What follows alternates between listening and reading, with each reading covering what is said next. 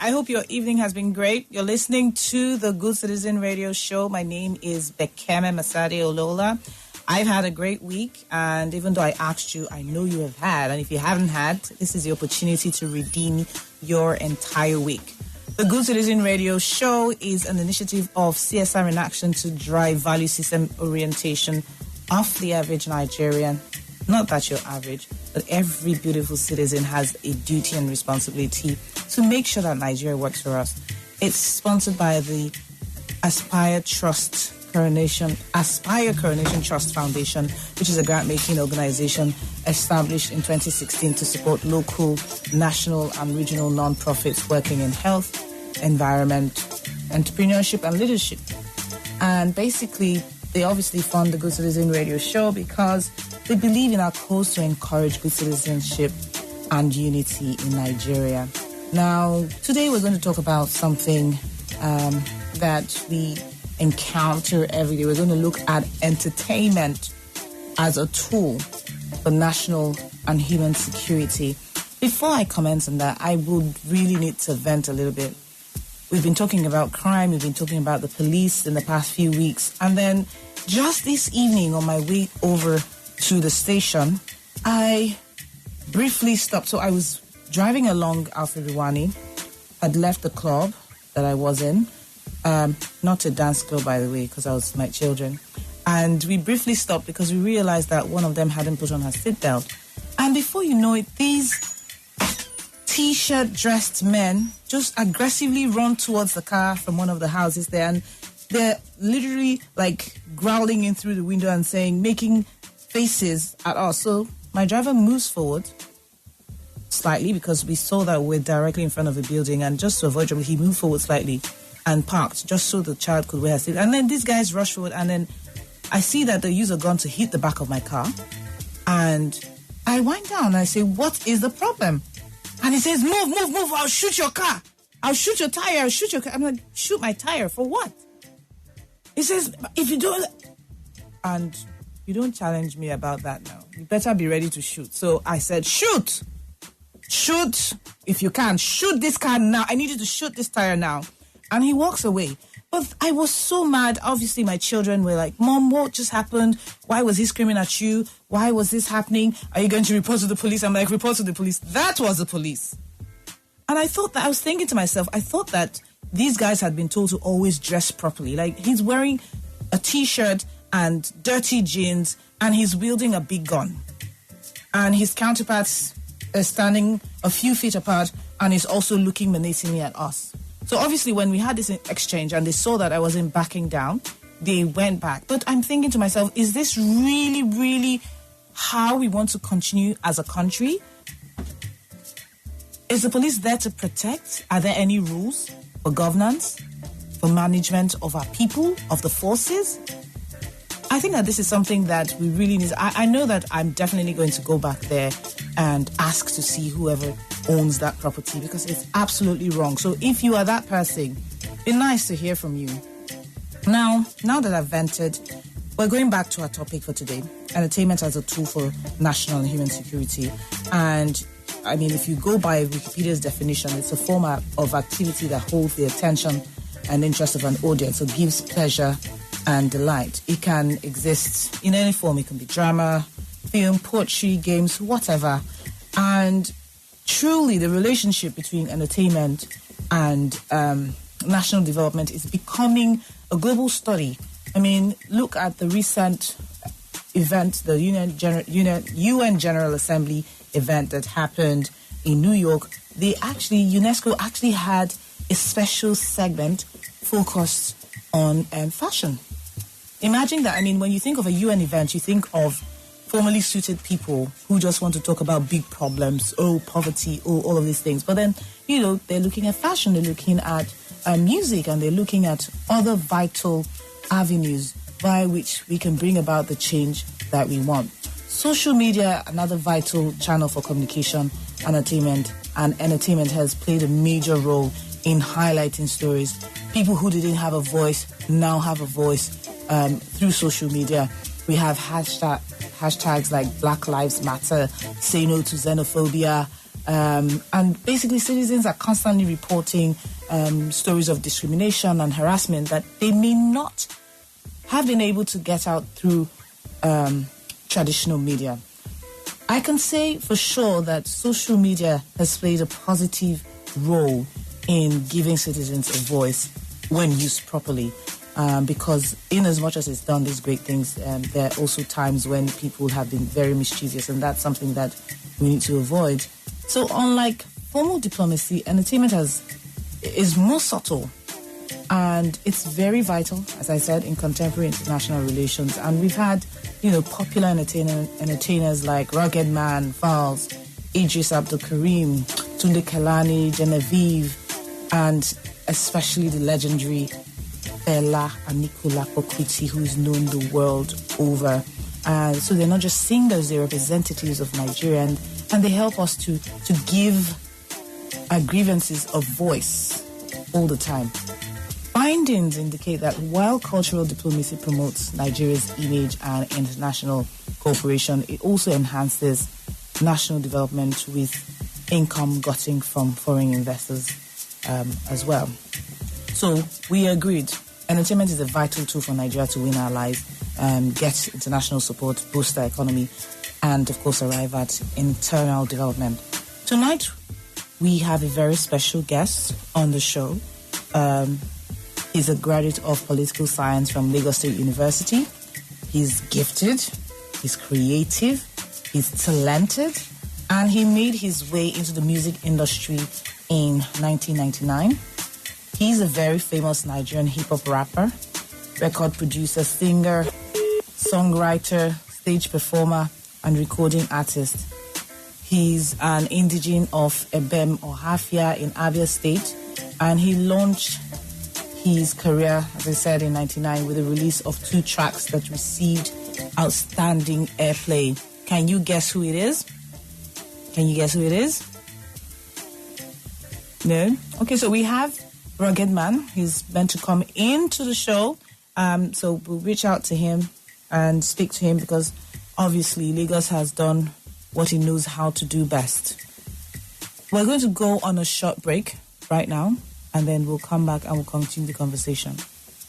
The Aspire Coronation Trust, ACT Foundation, is a non-profit organization established to help local, national, and regional non-profit organizations working to address the challenges and associated vulnerabilities across Africa.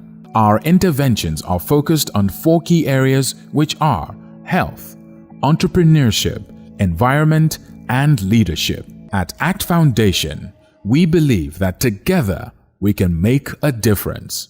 So, let's come together to make the positive social impact we desire in our world. So welcome back from the break, guys. As I said, we have a very special guest on the show.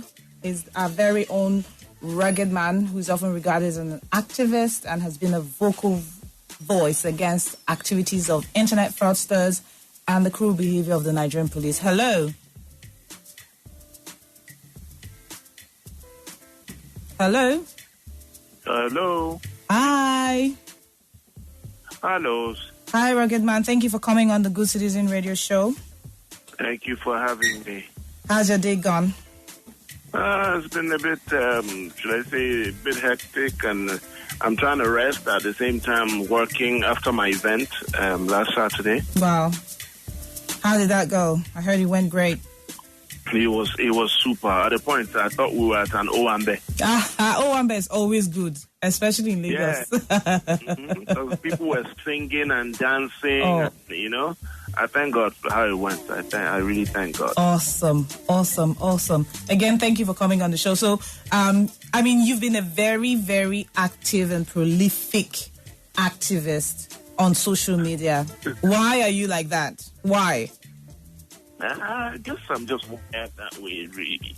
Because from day one, I've been a no-nonsense taking person. I've been someone who actually out to help any way I can. Sometimes I call it one of my biggest flaws. The flaw is not a bad one, but it's I know. the fact that It may get you in trouble sometimes. Yes, so it's just how I'm wired, really. Why? Is it upbringing or is it just you? A bit of both. Right. Upbringing, definitely. I know the family I'm from. One of the last things I ever want to do is make my family cry. I need it to be, if they're gonna cry, I need tears. Let it be tears of joy, not Absolutely. tears of me getting into trouble or something. The way I see myself, I see my family, that's how I see other people too. Because if I see somebody being maltreated, I don't think about just the person. I just imagine, okay, what if this was my sister? What if this was my brother? What if this was my family? How would their own family feel when they hear or see what happened to son or daughter, So if I can, I help. That's the way I see it. That's why I always tell people, one of the best things we can do as Nigerians to actually move forward positively is to stop being selfish, to stop being self-centered. Stop waiting until it happens to somebody we know or family member before we react. I feel like, okay, I need to keep this somewhere and play it for my son when he grows up.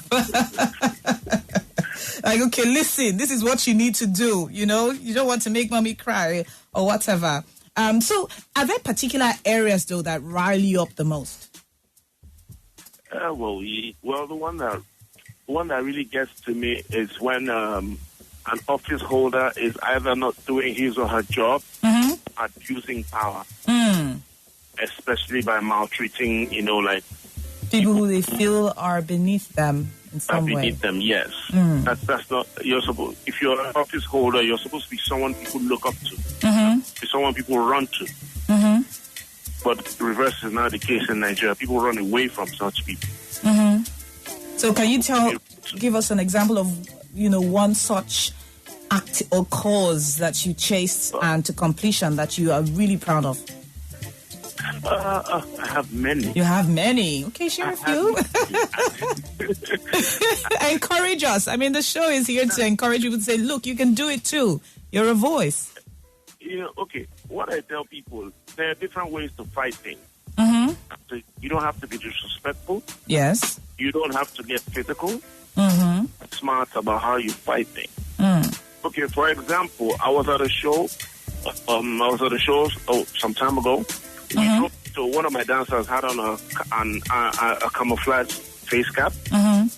So when we drove into the compound, one of the soldiers just walked up to us, stretched his arm into the car and took the cap off my dancer and walked away. Took the phone off of her?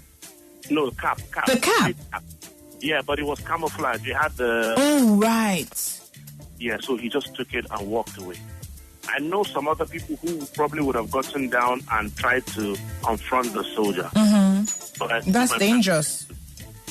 I told my friends, no, don't say anything, don't do anything, just sit in the car. The event organizers sent people to call me like, okay, you're gonna be going on stage in a few minutes. I'm like, sorry, I don't feel safe here. I signed a contract, right? You guys are supposed to protect us and everything. If you don't, so they were not like, what happened? I said, well, we just got robbed. It's just compound. Then what happened? I said, well, a soldier walked up, put his hands into our car, took off my dancer's cap and walked away. So I don't know what happened if you step out of the car. Of course, the organizers had to sort it out quickly. It wasn't up to 2 minutes. He brought the cap back, apologized, and walked away. So there are smart ways to fight things. Yes. Just like when I see some rogue police officers doing what they're not supposed to be doing, I've done my best to search out good policemen in the force. I'm friends with the Lagos State PRO, CSP Balai Okana. He was even at my show. Right. I'm friends with the head of SARS, CSP Peter Ghana. Did you meet them in the course of your career? Yeah, I met all of them in the course of this whole... No, when this whole police... matter came up. Okay. Yes. So what, they reached out to you? Well, I reached out to some of them. Okay. And some reached out to me. See, when they saw me posting stuff, like, okay, you know what? There was a particular case where when Officer Quincy was still the Lagos PRO, I posted a video about 2 boys who were assaulted, I think, at Aja The boy's shirt was being ripped off him. He was being dragged into a white bus by men wearing black T-shirts, blue jeans, carrying AK-47. And at the end of the story, we heard they collected 300,000 from the guy. Oh, Lord. And his brother. So I now posted it, and I said, okay, Nigerian police, is this what you do now? You understand? And then you got a response. And of course, because you have so many followers, so many people look up to you. You understand? So yes, almost that got traction. An hour later, I got a call from the office of the PRO. When he introduced himself, I just took a defensive stance. I was waiting to hear, you need to take that thing down now. That's what I was expecting. I got a please, I just saw your post, and I would like you to update your post and let the people know that we've arrested the officers involved in that situation, and we will, if anybody can get us in touch with the boys, the victims, we would like to see them. You know, I did my findings. I got through to the boys, and of course they were a bit hesitant on coming forward, because they said if they could do that to them in the open, what would they do to them if they go to their police station? Right. But then you assured them that you didn't think this would happen. Look, this is from the PRO's office, and I'm also involved in my little way. So at the end of the day, they went. They said they will call me immediately they get to the station, or they will call me as they're walking into the station. They will call me when they get to that. If it was you, call without your music career. You have to call, Lou. You know, so, like 40 minutes later, the guy calls me, and I noticed he was sounding really dazed. And I was like, I had to whisper, "Wait, they don't lock on up." Just in case. And he was like, no. He said, no, that he will not lie to me, that if what he's about to tell me now didn't happen to him, he would never have believed it. I said, what happened? He said, when they got there, they brought the officers out in cuffs. Wow. They made them apologize to them, then they took them away again. No, but if they did this all the time, though, did you have to get involved? They gave him back his 300,000. Amazing. They gave him extra for his medical bills. Then his brother's phone that was smashed, they gave him money to replace it. Amazing. So do you think this is something other people who have the power, other celebrities, other major entertainers should do? Well, to me, it's something they should do. Because there was a day I posted a video. I said, look, this is not me saying you have to. It's not a must. But what you need to know is some of these people being harassed by these rogue officers some of them are your fans. Who are either coming from or to your show when they got picked up and all this happened. Yes. What you can do is at least just speak up a little. Yes, I agree. Tomorrow it could be you. I said that in the video. I said, because tomorrow it could be you. Yep. And it wasn't up to a week. It just started happening to entertainers too. Yep. And when they now shouted, people will tell them, oh, okay, when Ruggedman was saying it, how come you guys didn't, but imagine a situation where almost all of the Nigerian celebrities, both into movies and music, actually speak to what I do. That's amazing, because, there's actually a theory of media for development, and it's very, very critical that entertainers are able to support this. Now, before our final question, I wanted to know about your vocal fight against cyber criminals, popularly known as Yahoo Boys.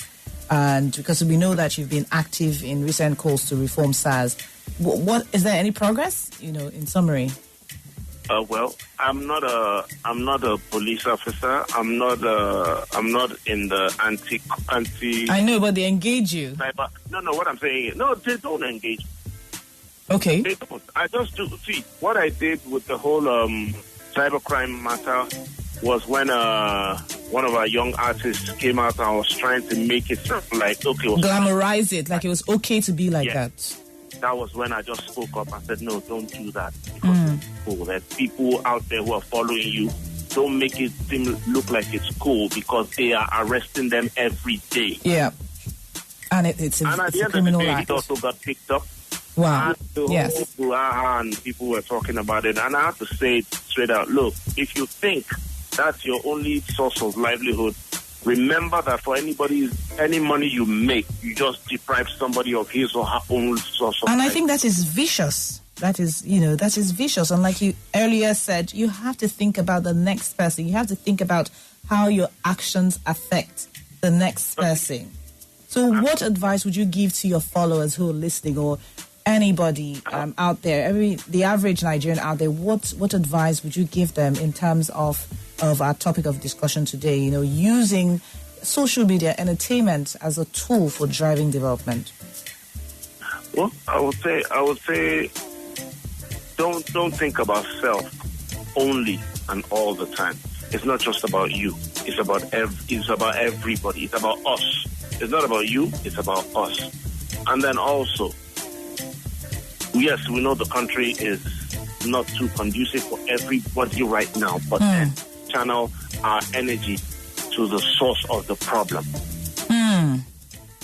Okay, thank you. You causing your own problem and adding to the problem will not solve the problem. Instead, let's all join forces and fix the source of the problem. Wow. It sounds like you peeped into a script and then you're telling it for us. Thank you so much, Ruggedman. It's been an interesting show. Unfortunately, the time always just runs by very quickly. Thank you again for coming on the show. We'll devote one of your songs. Devote one of your songs to you for coming on the show. We hope that we engage in some way further to drive this citizenship initiative forward. Go enjoy yourself, and we'll keep in touch. Too. Have a great evening. You too. Okay, so everyone, you've been listening to Ruggedman talk about how he's using his voice for activism, how he's using his voice to promote development, to curb the security issues that we've had as a country. Remember, he said, it's not about you. It's about us, the collective group. It's not you, because you cannot be comfortable in a country of criminals. You cannot enjoy your wealth. You have to channel your source or channel your energies for solutions to the right avenues. So channel it to the source of the problem. Don't get aggrieved and angry at every random person. And then, something he said at the beginning which struck me was, you don't have to be vicious. You don't have to be vicious. You can actually get a message across without fighting. I remember when, just looking back on what happened this evening after screaming at the badly dressed officers who aggressively came at my car, I remember my daughter saying, "Why didn't you calm down?" I said, "No, you don't. I've made my point. They've gone back. I'm not wanting to fight with them. The solution is to come back later, because you don't want them to do anything that you might regret later. Because if they, for instance, shot at me, or if they were aggressive towards me physically, it would have happened. And I would not be able to take that experience back. So the important thing is get your point across and then do something about it. You just have to make it happen." Thanks again to Ruggedman for helping to reinforce this. I hope many people who admire you have listened and have learned something from the show. Unfortunately, we've gone very far, and I don't think we're able to take any calls on the show, but you can actually contribute on social media and still win yourselves Domino's Pizzas. Remember, we still have our Domino's Pizzas to win. So you can follow us at Good Citizen NG, at Good Citizen NG on Facebook, Twitter, and Instagram. Remember that. And you can send us a WhatsApp message on 0906-263-4111. Would like to hear about ways in which you have used the social media, you have used entertainment in some way to make things happen for Nigeria. You will get something as a reward for that. You can also send me messages on my Instagram handle at Bekeme.o. You can also do the same at Twitter. Be happy to hear real life examples and to encourage ourselves. So thank you all for listening again. You need to listen to this episode again and to catch up on previous episodes. You can go to SoundCloud and look for The Good Citizen Show. Search The Good Citizen Show on SoundCloud. Remember that those who win Domino's Pizzas have to fill our goodcitizenng.com/survey to win it. I'm your host, Bekeme, listening to this show every Friday at 8 p.m. on IFM 92.3. It's IFM 92.3 FM. And thank you once again to Inspiration FM for this wonderful family platform to have this conversation, to Domino's Pizza, and of course, our sponsor, Art Foundation. Well done to the CSR in Action team. Let's keep making things happen. And remember, everyone at home, remember that you are good citizens. You are Nigeria. Have a great evening.